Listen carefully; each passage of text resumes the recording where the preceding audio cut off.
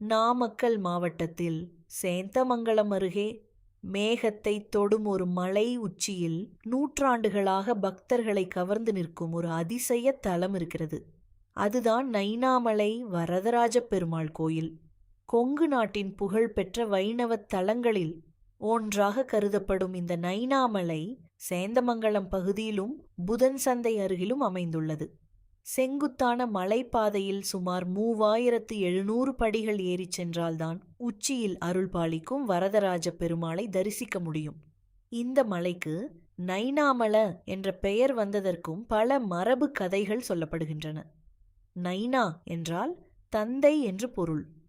இறைவனை தந்தையாக கருதிய வழிபாட்டு மரபால் இந்த பெயர் வந்ததாகவும், நயன மகரிஷி இங்கு தவம் செய்து பெருமாளை தரிசித்ததால் இந்த பெயர் ஏற்பட்டதாகவும் கூறப்படுகிறது. நாயக்கர் காலத்துடன் தொடர்புடைய இந்த மலைக்கோயில் ஆன்மீகம், வரலாறு, இயற்கை மூன்றையும் ஒரே இடத்தில் உணர வைக்கும் நாமக்கலின் பெருமை மிகு தலம்.